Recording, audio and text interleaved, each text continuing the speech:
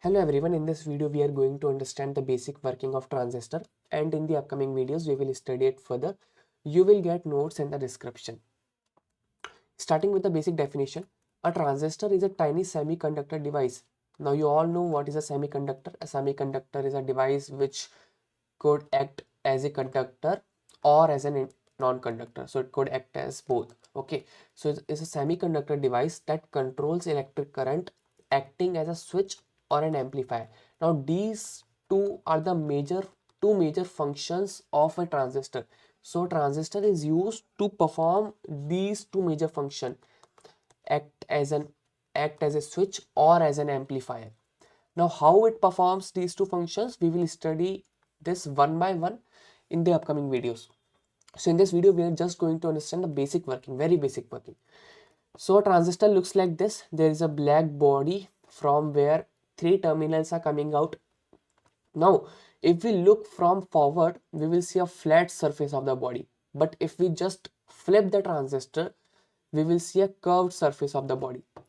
So if we look at the transistor from the flat surface perspective, the most left terminal is known as a collector, the middle one is the base, and the right one is a emitter.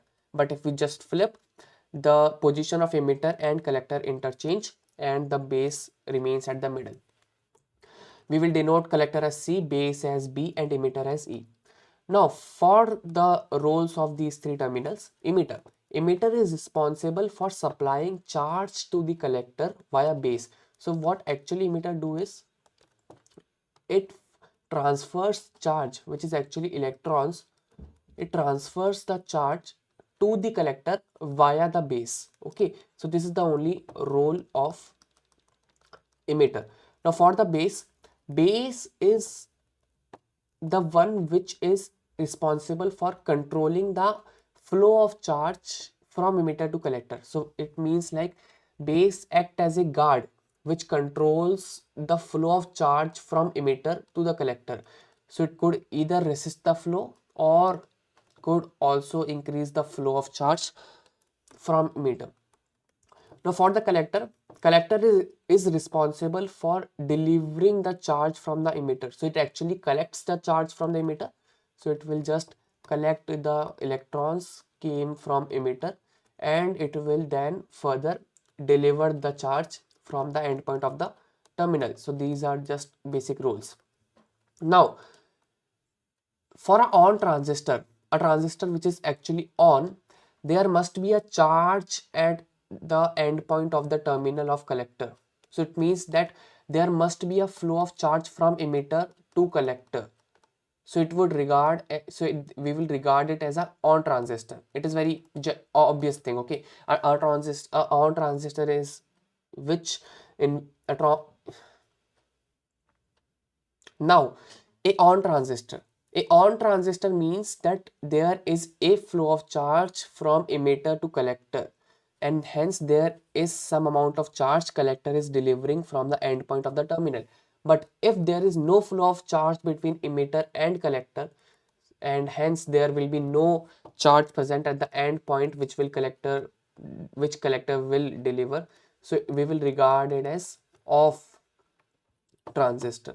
So this is very basic thing, on and off transistor. We will understand it later.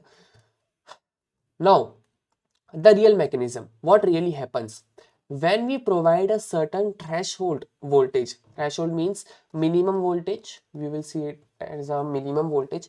When we provide a certain minimum voltage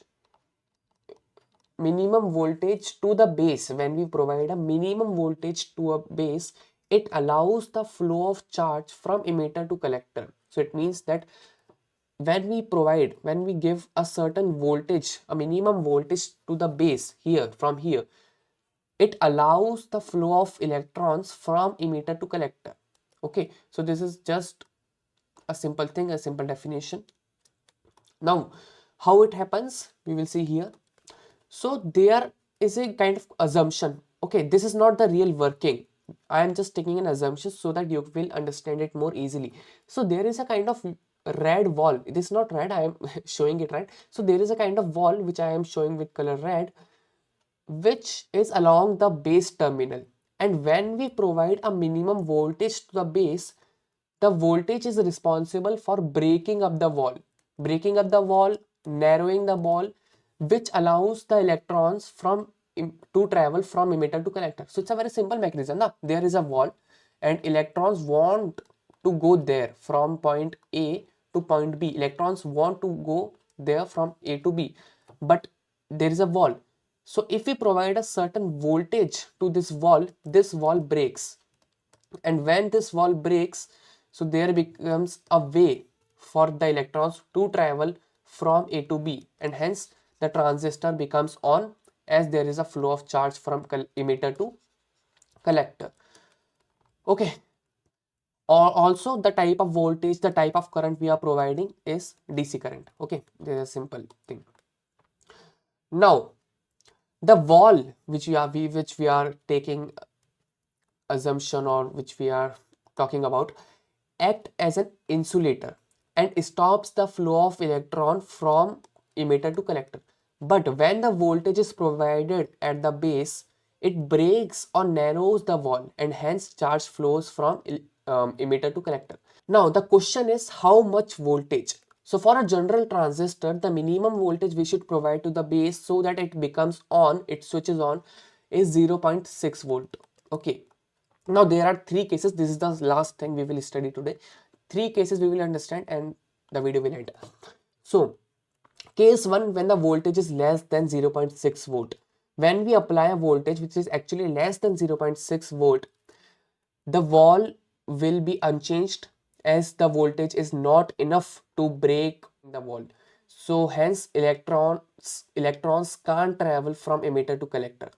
But if we take a voltage 0.6 to 0.7 volt, the voltage is enough to break the wall little bit. Okay, not completely, we haven't taken that much voltage, but if we take a voltage in a range of 0.6 volt to 0.7 volt, it is responsible for breaking up the wall a little bit, so that some amount of electrons or charge can travel from emitter to collector, and hence collector can deliver a some amount of charge at the end point of the terminal.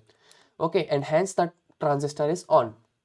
Case 3, when we give voltage more than 0.7 volt, so it's a very much voltage. Okay, and when we give this much voltage, the wall breaks completely. And hence the flow of charge from emitter to collector increases, and hence there is more charge delivered by the collector at the end point of the terminal, because the wall is broken completely and more electrons can travel from emitter to collector, and the flow of charge increases, and hence this transistor also becomes on. So these two transistors, 2 and 3, are on transistor because there is some flow of charge traveling from emitter to collector. But the first transistor, in which we have given voltage less than 0.6 volt to the base, this is actually a off transistor because there is no flow of charge from emitter to collector. So this is all about basic of transistor.